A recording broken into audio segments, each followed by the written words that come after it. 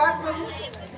अरे अशा काही गोष्टी घडतायत की अगदी दोस्त फिरायची वेळ आली बघ. हो सरपंचानू, हो तुझ्या डोक्यावर तुझा फिरता तरी आता माझी बाई माका सांगतात तुझ्या डोक्यात नाही. सरपंचानू, मी काही बोलताना कधी ऐकलं होतं. तो डाकू शेरसिंग म्हणजे आपल्या आबासाहेबांचा जयदीपचा या खरा काय हो? अरे बीन आपल्याच्या माणसांचं तू काय घेऊन बसलाय? ते तरी काहीतरी ऐकतात आणि आग लागला का बोंबलत सुटतात. आता हे बघ, शेरसिंग नक्की कोण आहे त्याचाच मागोवा काढायला धनश्रीला पाठवलंय मी, तर ती अजून परत आली नाहीये. पण त्या शेरसिंगने का पटवला तर नाही ना?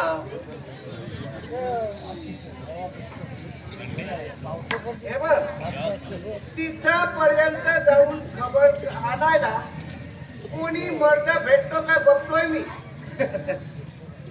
हो मीच गेला असते हो, पण माझ्या बायको का आपल्या टिकल्याची भीती वाटत. हे बघ, दाढीला साबण लावण्याचं सोपं काम नाहीये ते. होय होय. अरे तिथं परत यायचा नाहीस तू. मी त्या धर्माला निरोप पाठवलाय आणि तोच ते काम करेल.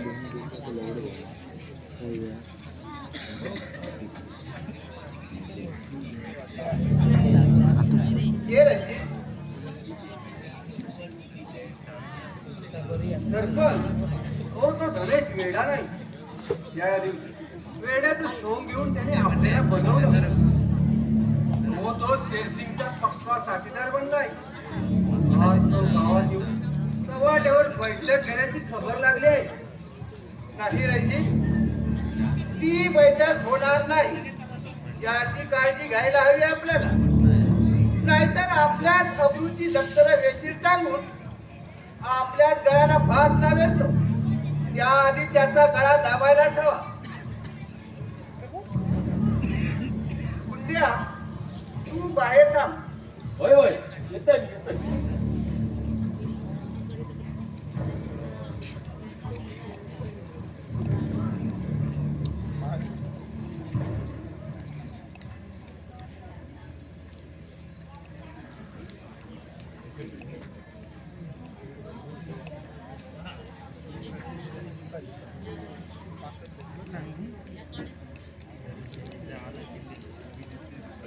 सरपंच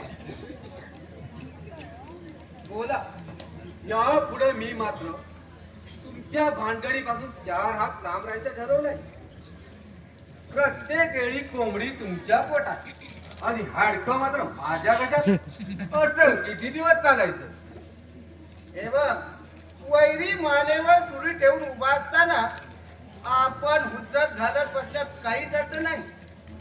मी त्या धर्माला निरोप पाठवलाय. शेरसिंग बरोबर त्या धनेचाही निकाल लावून टाकूया. धनेचा खून करायचा आहे की का? हे बघ, आपल्या हाताला रक्ताचा डागही लागणार नाही याची काळजी घेईन मी.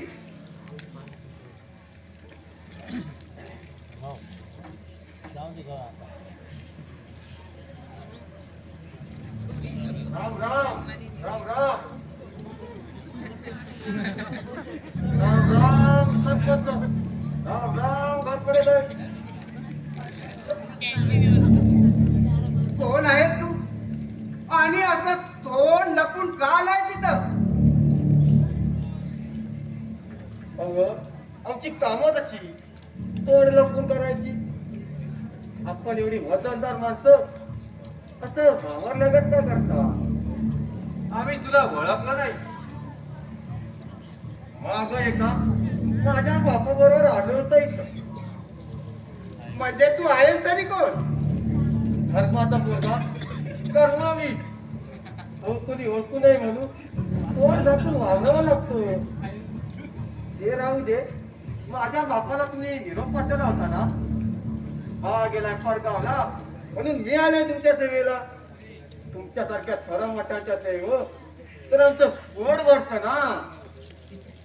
धर्माला असता तर बोलो असतो मी त्याच्याजवळ कामाचं. काम अगदी फार जोखमीचा आहे.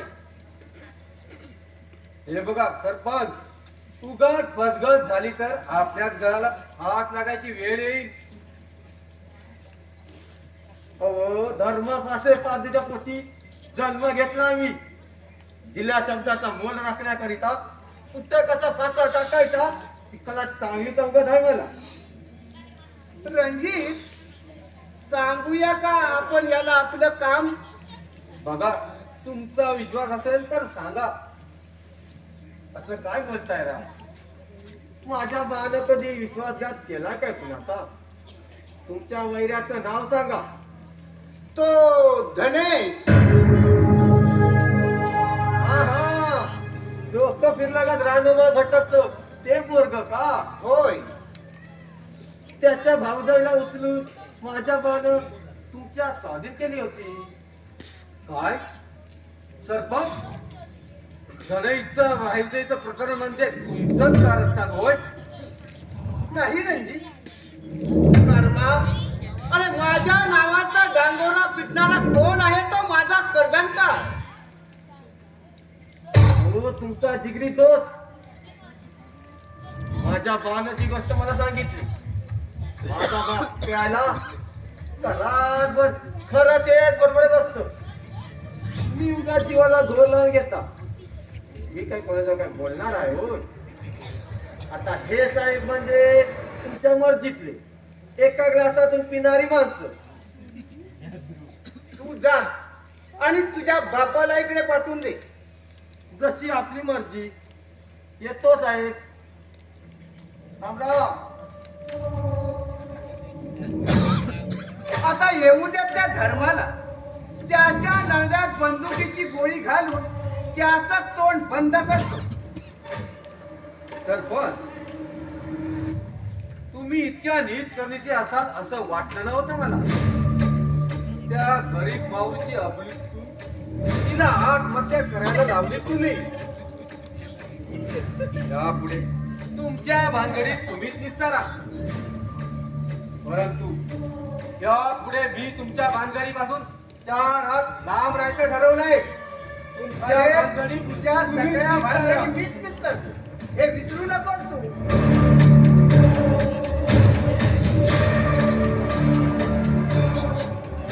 अहो सरपंच, ते घोरपडं बोलतो ना बाबा, कुठल्या रागात आहेत का? माझ्याकडे न बघता कसं तणतणत निघून गेलं बघा. मरू दे त्या कुत्र्याला. अगं बाई.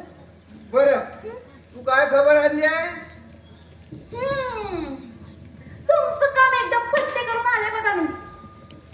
कालची समजी रात्र मी त्या शेरसिंगच्या माणसांसोबत घालवली बघा. आणि आलं त्यात मला एक चांगली खबर मिळाली आहे बघा. अहो, त्यो येडा धनेश आहे ना व, हा हा. त्यो म्हणे डाकू शेरसिंगलाच मिळालेला आहे. हे तू अगदी सगळं खरं बोलतेस ना? आता ग बाया, तुमच्यासोबत खोटं बोलाय मला काय येड लागलंय बाई? हं?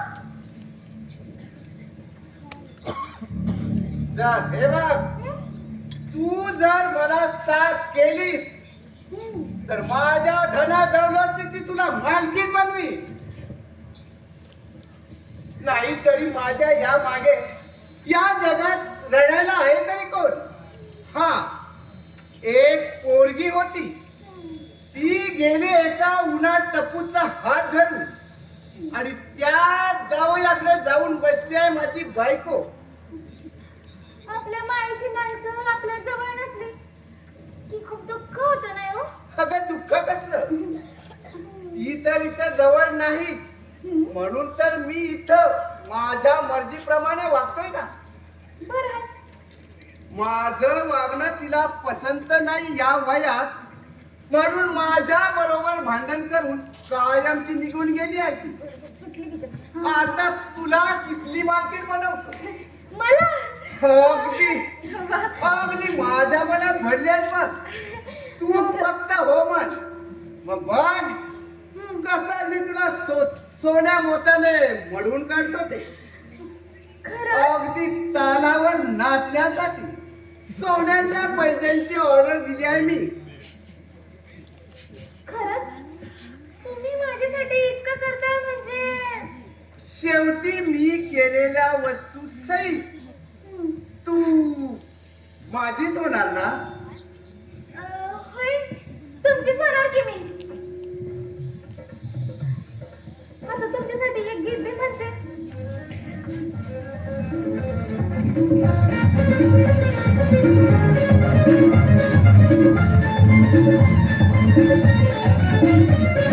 नवरी वाणी नटून खटल मी तुम्हा पुढं बसते. अहो नवरी वाणी नटून खटल मी तुम्हा पुढं बसते. बघा ना आणि सांगा राया, सांगा मी कशी दिसते. आणि सांगा राया, सांगा मी कशी दिसते. आता सांगा अहो तुला की कशी दिसते. आणि सांगा राया, सांगा मी कशी दिसते. आणि सांगा राया, सांगा मी कशी दिसते.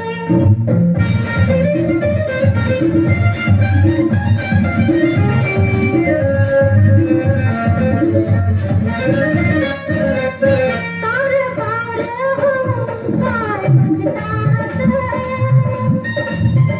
रूप माझं बघून तुम्हाला भेटीस. पार पार हो काय म्हणतात. रूप माझं बघून तुम्हाला भेटीस. असंग सोडून निसंग होऊन मीच तुम्हा पुसते. अहो असंग सोडून निसंग होऊन मीच तुम्हा पुसते. बोला ना आणि सांगा राया, सांगा मी कशी दिसते. आणि सांगा राया, सांगा मी कशी दिसते. आता सांगा अहो बोला की कशी दिसते. आणि सांगा राया, सांगा मी कशी दिसते. आणि सांगा राया, सांगा मी कशी दिसते.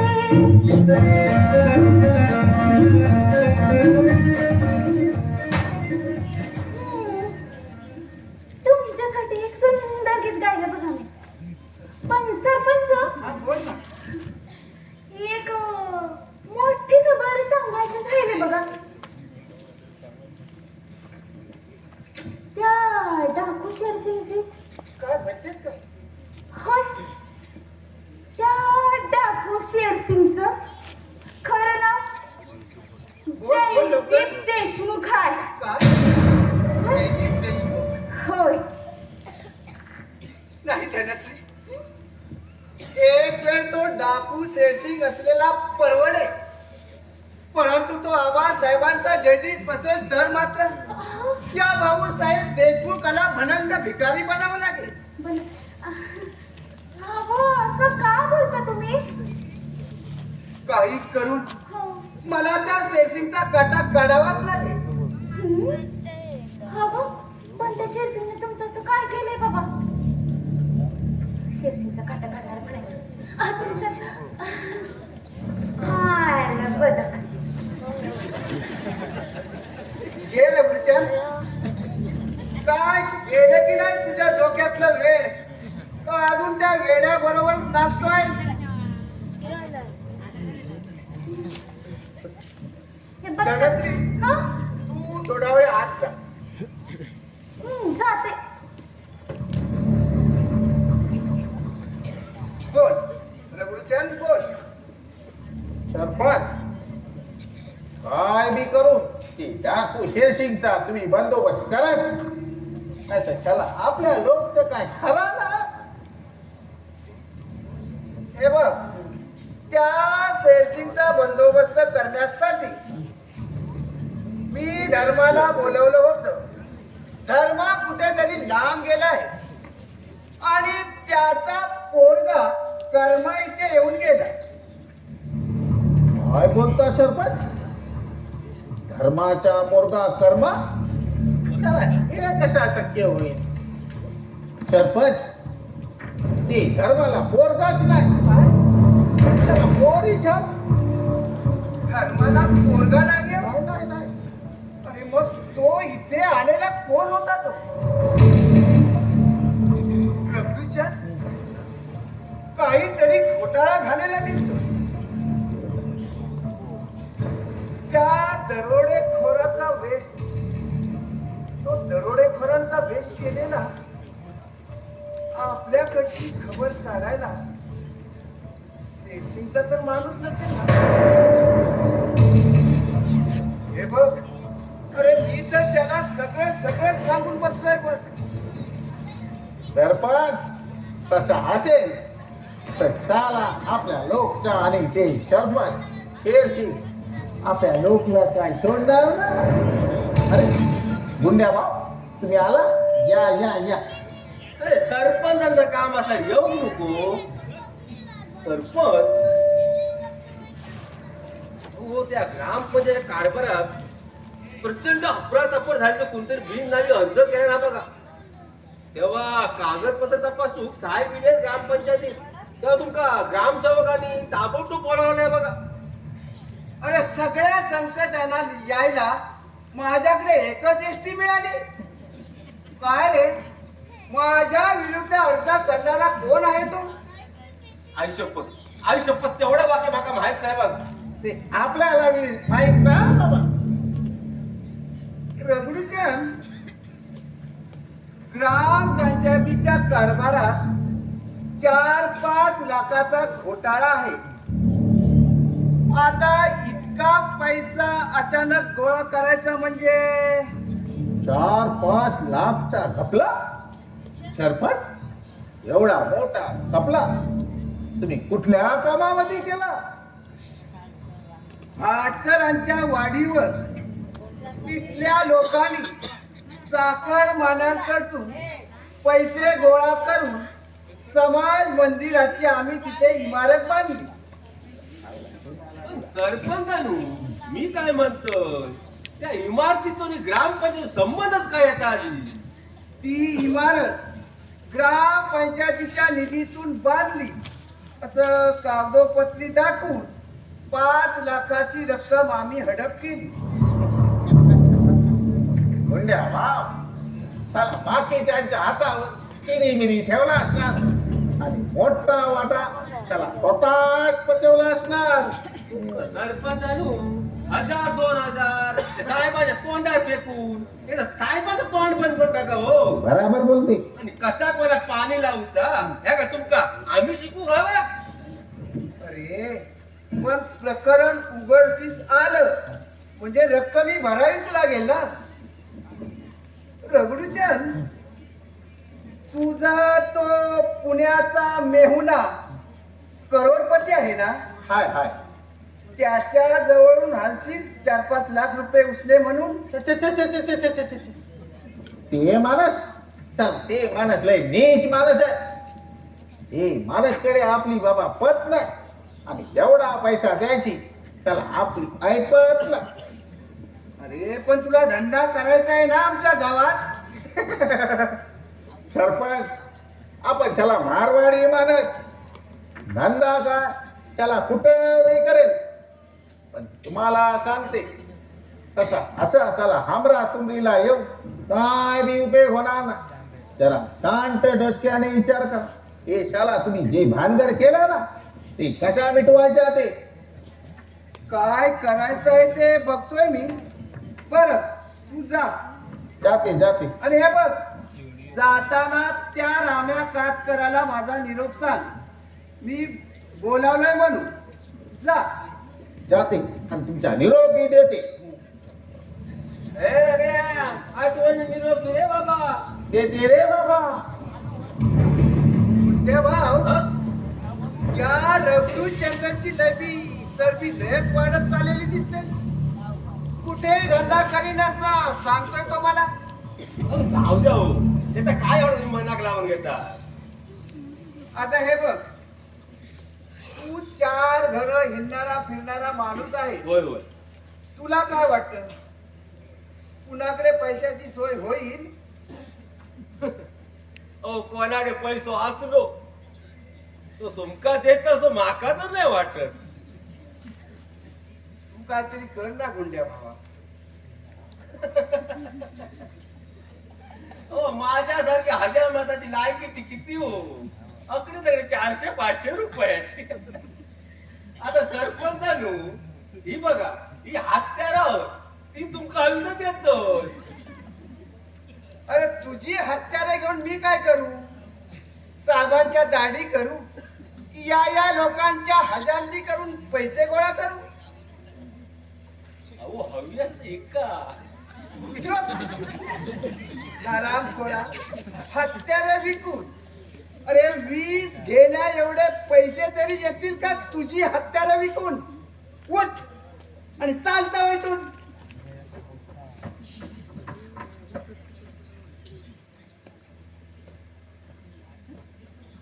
अरे तू आणखी कशाला नाही पुन्हा?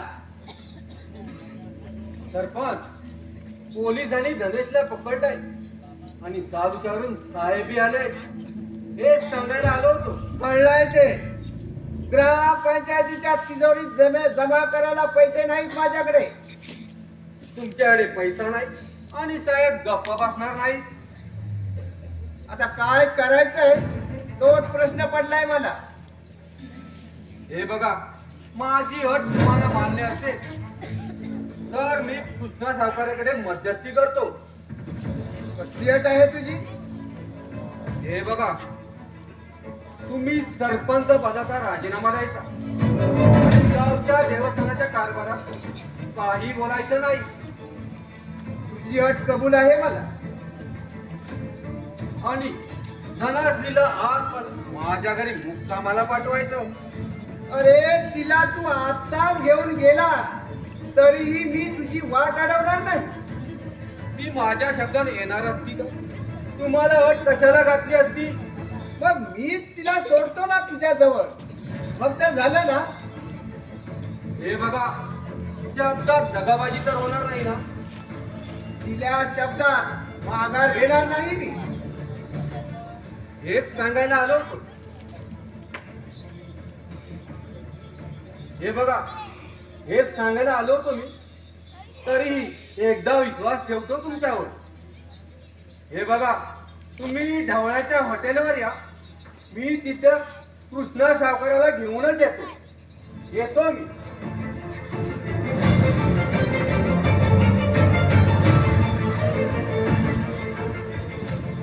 माझ्या अडचणीचा फायदा उठवू बघणारा घोरपड्याच्या पोरा.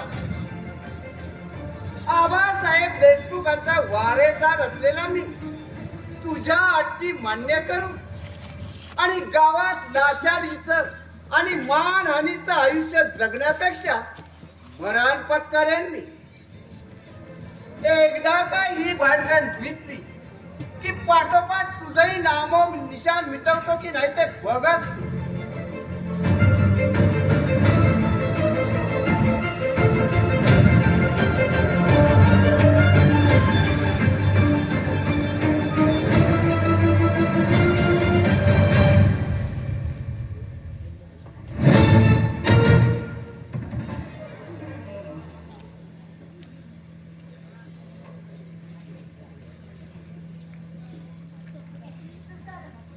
दादा, अरे त्या सरपंचाची अवस्था झाली आहे बघ कशी कुत्र्याकड. याला खाव की त्याला खाव अशी अवस्था झाली आहे बघ त्याची. अगं त्याच्या कारस्थानाला शेवट व्हायची वेळ आली आता. अरे पण धनेशने पोलिसांनी पकडून नेले ना गं. हो अरे धनेश तू जाब जबानी घेऊन पोलिसांनी सोडून दिलंय मला. बरं झालं तुला सोडलं. अगं बाई, दादा समोरच्या अमराईतून कोणीतरी इकडंच येते वाटतं. आपण पटपट निघूया इथनं. चला आदोशाला उभं राहून बोलूया. हो चला.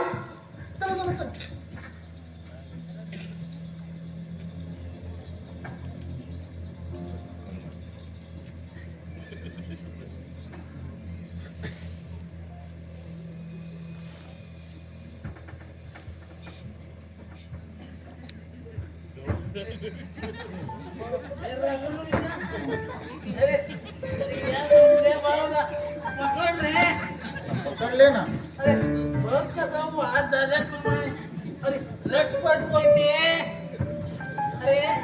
अरे काढवी त्यांना सांगत होतो. अरे पाणी टाकून घे. अरे मी पाण्याची ढसा डोसत नाही ना. आंघोळ नाही करता. एक हे साला मारवाड्या आपण आपण लय चांगला माणूस आहे साला. हे माझ्या दोस्तानं मी आता नक्की काय आहे रे काय मी मसनात मग तुम्ही दोघं मसनात कशा गेलात रे ते पिंडार तोच मारू शाला उठ शाला सरळ उभा राहा ना गांडा माणस शाला. मारवाडीचे बच्चे तू साल्या माका गाडी देत साल्या. अरे साल्या पोट भरू तू आमच्या गावात येतस अरे माका गाडी छानपण शिकवत साला. बोल बोल छत्रपती शिवाजी महाराज की जय. बोल बोल जय महाराज. शाला करा कष्ट रे तुम्ही व्हा नसत. ए बाबा उठ उठ. अरे वाटलं तमाशा ना गो. अरे हे पण नाही तर तो कशा ना. काय बोललास तू भाषा काय बोलला मी दारू प्यायला आणि तुम्ही काय क्लासातून कसं रेड्याचं मूत प्यायला झाल्यानो. शाला गुंड्या शाला तुझ्यासारखं आपण लोळते ना. काय बोलत तू काय वेगळं बोलला त्याला तुझ्यासारखं लोळते ना. झाल्यानो मी रस्त्यात गाडवासारखं लोळा नाटक पिसाळलेल्या कुत्र्यासारखं भोकाय टाकू टाकू भोकून टाकू. जातो बाबा.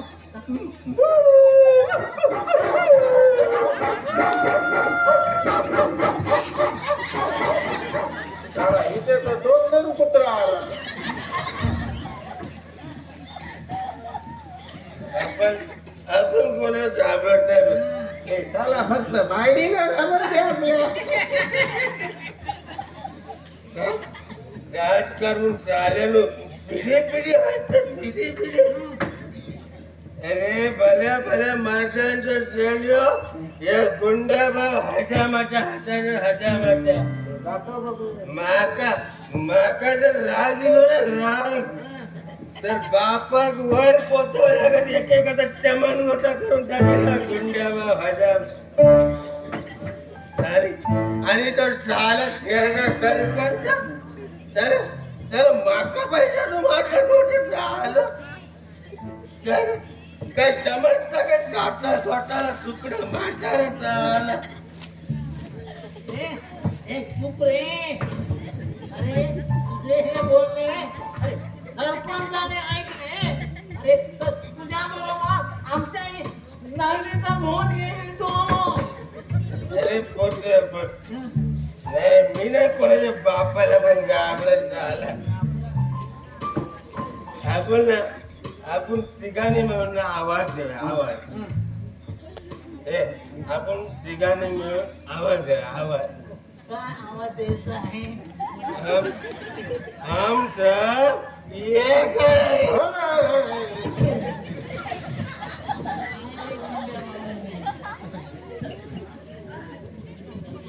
चिंतो त्याला याच्या लय नकरा झाला बस. शाळेला शाळेला ओढत नेऊ त्या ढोरासारखा.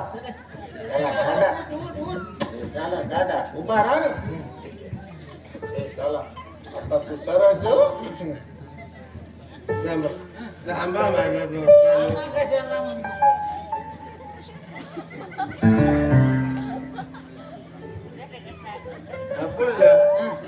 असे मुख्याने गावात गेला तर तिघाने दारू पियाला समजात करायला. नाही समजणार. मग काय करायचं. तुमचं वाटा कशा बसली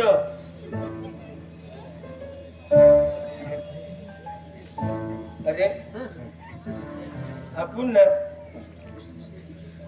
आणि आपण दारू पियाला या लोकांना समजत काय करायचं का मग?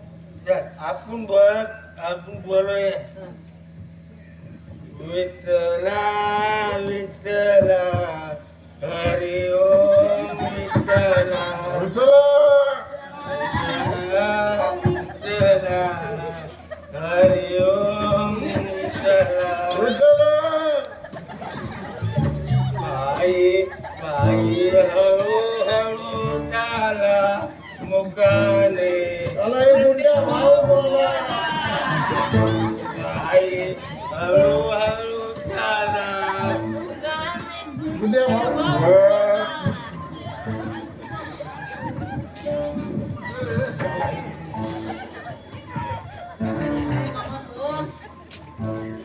आता तुमच्या सांगतोय मी माझ्या पोर नटलेल्या कडू सुलताना बरेच त्यांची चलून टाकलं ना चलून भांड्याच्या बोलला. आता आपण झाला शेठ झालो शेठ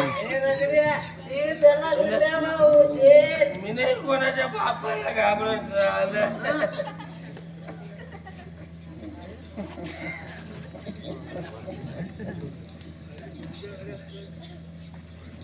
चला उठते तू. सॉरी तुका माहित हे गोंड्या भाव ना झाला ना लाट मध्ये ते पाणी काढलं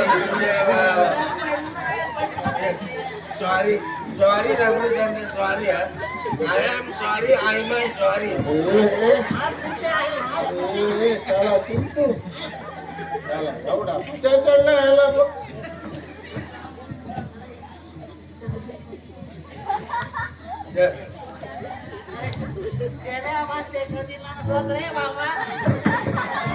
अरे हे चला हे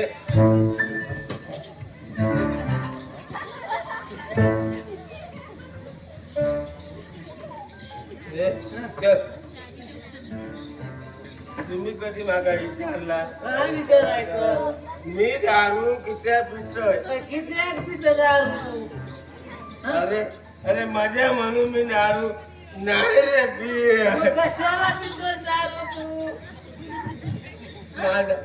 माझं दुःख इथूनच मी दारू पितोय रे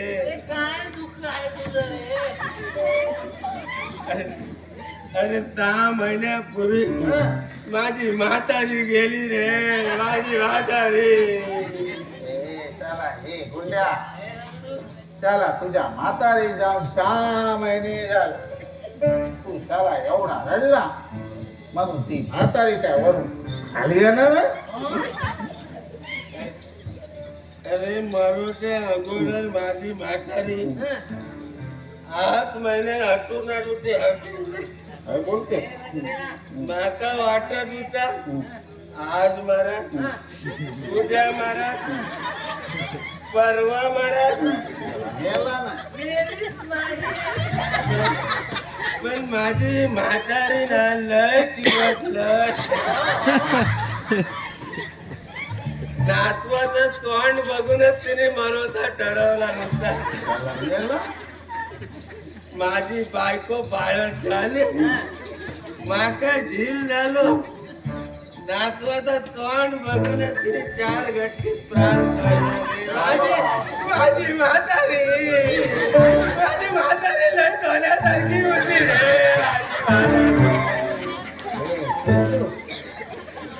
गुंड्या वावर म्हातारीच्या लय जीव होता रे. त्याला म्हातारी भेटायच्या दुःख झाला त्याला अरे अरे तुम्ही येडे की कळे रे अरे म्हातारी गेली म्हणून मी नाही रडत रे ती केव्हा तरी जाऊचीच होती पण आता ना बता अरे पितृ पक्ष जवळ माझ्या म्हातारीचा भरणीचा घालूचा तर माझ्या खिशात नाही रे काय सुद्धा नाही रे राहुला आणि पैसेच ना म्हणून मी रडतोय रे माझी म्हातारी हे गुंडे भाऊ, अरे तू रडू नकोस रे. अरे तुझ्या म्हातारीचं भरणी श्राद्धाचं कार्य, अरे मी दक्षिणा न घेता, अरे फुकट का नाही? दक्षिणा तुझा फायदा झाला. बाबा रडू नकोस. काय बोलला? हो हो, तुझे उपकार होते रडू नको रे बाबा, रडू नको. गुरु ए रघु तू बरणी जाटाक लागणार वस्तू फुकट देशी ना रे माका. त्याला पहिला उदारीच्या पिशा देत. आता शाला वस्तू फुकट मागतो. जमणार ना, काय काय बोलत तू? जमणार ना. राम राम आता माझ्या म्हाताऱ्याला सांगतोय बोट बनवून या रघु चंदाच्या सगळ्या दुकानातून सामान घेऊन ये म्हणून. आणि माझ्या आईच्या पाटणा इलेल्या बांग्या भूताक सांगत या रघु चंदाच्या दुकानातून माल घेऊन येणे याची मानगोटर. ए बाबा, हात जोडते शाला. भाषा काय करू नको. तुझ्या म्हातारीच्या कार्याला फुकट वस्तू देते, पण शाला ते पहिला उदारीचे. हे रघु मी काय म्हणताय, दारू पियालेलो माणूस कधी खोटा बोलत ना, नाही. आणि घेतलेले पैसे कधी परत देत नाही. पण मी रघु मी तुझे पैसे देन रे, कमावून देन. हो देईल रे तो. पण माझी म्हातारीला कधी एक होती हो रे. रे हो. अरे ते का आम्हाला माहित नाही रे. अरे तुझ्या घरातला सासू सुनेचा चाललेला तमाशा, अरे या उभ्या गावानं बघितला. पण माझी म्हातारी रडू नको रे बाबा, रडू नको. अरे गुंड्या भाव, तू शाला रे गप बसायला काय काय घ्यायचं? घेशी तू रे? काय बोलत गप बसायला काय घ्यायचं? रक्त अर्धी घातली. हे रगडू, अरे आणले असतील तर दे त्याला. अरे त्याला ते माझ्या खर्चात होता. हो. देशी असली तरी चालत, इंग्लिश असली तरी चालत. तर अरे तुला जाताना, अरे त्या मांडवकरांच्या वाड्याजवळ, अरे दारूच्या पिंपातच बुडवतो. चल. चल, चल. हे रगडू चल. अरे याला घट्ट घट्ट पकड रे बाबा. अरे बिडे घालतो. विठ्ठला विठ्ठला हरी ओम विठ्ठला चला चला. विठ्ठला विठ्ठला हरी ओम विठ्ठला. उचला उचला. मुक्कामी गुंड्या भाऊ बोला. शाला इकडे चल.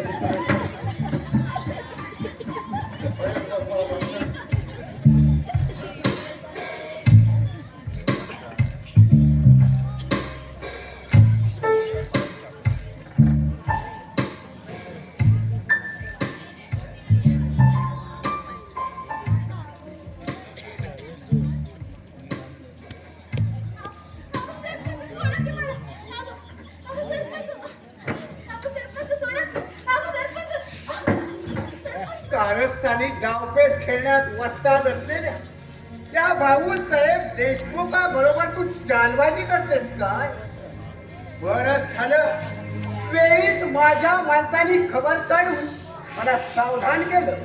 त्या गणेश बरोबर सूत जमून माझ्या गळ्याला फास अडकवायला निघालेल्या चंदानी आमच्या इथल्या सगळ्या माहिती पुरवायला तुला सेसिंगने पाठवली काय? ही दमडीची नाची तू.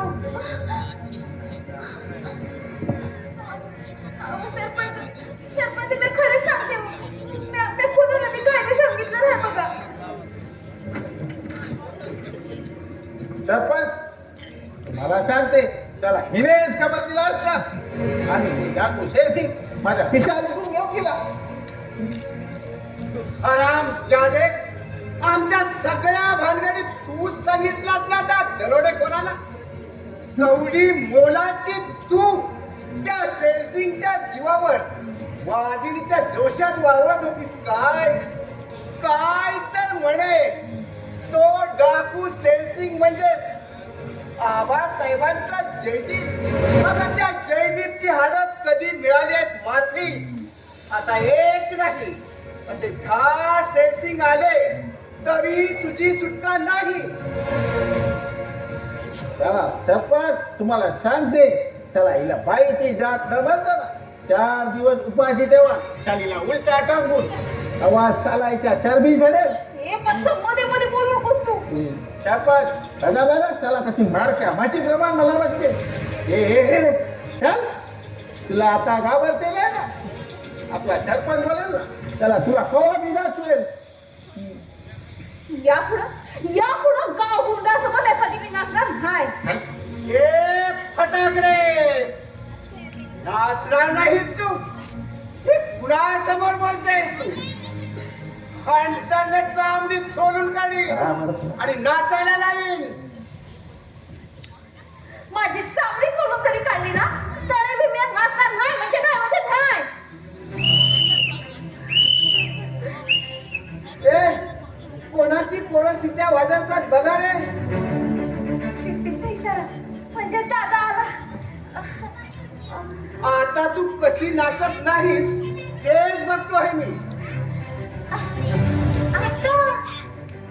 आता मी म्हणेन तेव्हा तेव्हा तुला नाचायला लावी अगो सरपंच अगो दुसऱ्या कोणासाठी नाही पण आता मी तुमच्यासाठी नक्की नाचन बघा ठीक आहे रबडूचान बोला तू बाहेर जा तू नंतर ये पण सरपंच ते नाच बघितलं असतं तर चल चल ते फेकून दे ना तर लय झाला मध्ये मध्ये बोलताय त्याला बोलते ते बोलते करून जाते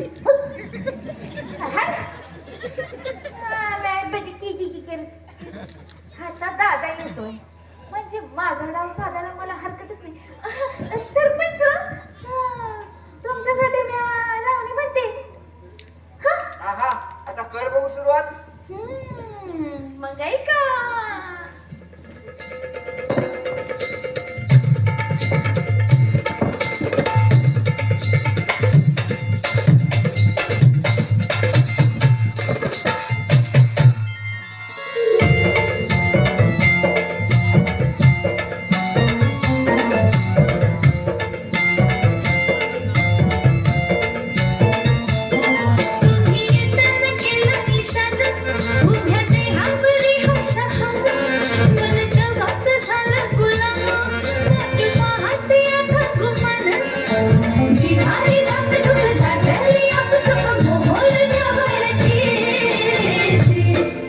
खुदा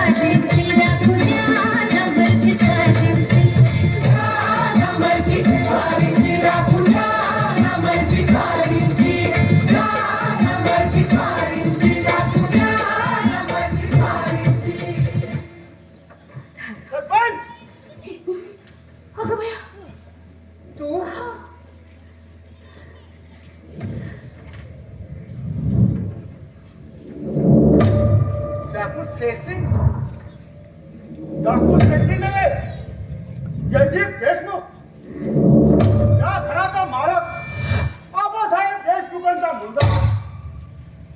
खरंच खरंच तू जयदीप आहेस? अरे मग इतकी वर्ष होतास कुठे? सरपंच, ज्या घरात आश्रित म्हणून वावरलास, ज्याच्या अन्नावर जगलास, अरे त्याच्या मुलाचा कधी शोध घेण्याचा प्रयत्न केला असतास तर कळलं असतं मी कुठे होतो ते. काय जयदीप, ही आबासाहेबांची इस्टेट मी तुझ्या स्वाधीन करायला तयार आहे. माझीच इस्टेट आणि तू माझ्या स्वाधीन करणार होय? अरे ती तर माझीच आहे. बोल बोल बोल गेला जोर. ए या सरपंचाला भेडा घाला. सरपंचाची दात ती उघडत नसेल तर मी सांगतो, आबांचा नाही तर धनेच्या भाऊजाईचा खून सुद्धा. म्हणजे तू माझ्या बरोबर बेईमानी. सरपंच, रणजित तुझाच केलाय. सोसायटीचं कर्ज चुकवण्यासाठी सोसायटीचा दार फोडून रातोरात सोसायटीची कर्जाची कागदपत्र नदीत बुडवले. हे मला कळा, तुमच्या सगळ्या पापांचे पुरावे गोळा केले आहेत मी आणि धनेशने. धनेश ये असा पुढे ये. सरपंच, आता पूर्णपणे तुम्ही दारात अडकलात. तुम्ही आता कुठलाच कायदा तुम्हाला आता वाचवू शकणार नाही. तरी उगाच कसली चालाकी न करता या डाकू शेरसिंगची ओळख आहे का? हा डाकू शेरसिंग म्हणजे आबासाहेबांचा जयदीप आणि जयदीप म्हणजे पोलीस इन्स्पेक्टर. जयदीप, तू पोलीस इन्स्पेक्टर? हो, तेच आहे. तेच जिवंत आहेत अजून. अरे डाकू शेरसिंग असतो तर तुमचा केव्हा निकाल लावला असता मी. आता तुम्हाला प्रश्न पडला, मी जिवंत कसा? सरपंच, आबांचा खून करण्याच्या तुझ्या या कारस्थानात तुला साथ करणाऱ्या वर्षात अरे त्याच्या कामगिरीचा मोबदला न देत त्याला संपविण्याच्या कारस्थानात ना नारशाच्या सुदैवाने त्याच्या कारस्थानाची माहिती त्याला आधीच लागली हो. तुला धडा शिकवण्याची होती. त्यानं मला पकडून गेलं, परंतु त्यानं मला ठार न मारलं, एका अनाथ आश्रमात ठेवून ठेवलं आणि स्वतः दरोडेखोरी करू लागला. अनाथ आश्रमाच्या वतीने माझं शिक्षण पूर्ण होतं. मी पोलीस खात्यात भरती झालो. या भागातल्या अनेक गुन्ह्यांची खबर आमच्या कानी आली. गुन्हेगाराला पकडणं कठीण नव्हतं, परंतु कायद्याच्या चौकटीत राहून गुन्हेगार सुटू नये म्हणून पुरावे गोळा करण्यास या माझ्या सोबतीने माझ्या धनेशने मला मदत केली. धर्मा बनलेला साधू बनलेला धनेशच होता.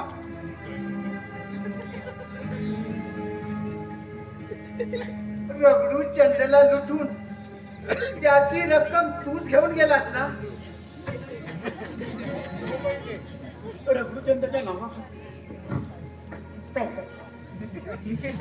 शेरसिंगच्या नावाखाली त्याची रक्कम लुटण्याचा त्याचा डाव मला हाणून पाडायचा होता. अरे ती रक्कम त्याला परत मिळेल. अरे सरकारी तिजोरीत जमा आहेत, समजलं? लय उपकार झाला बघ, तुझ्यासारखा देव माणूस भेटला म्हणून चला माझा पिशा मिळाला. हे लोकनी मला लय लुटला, ती लोकला घेऊन द्या. चल धनेश, धनेश्री या अशी जवळ या.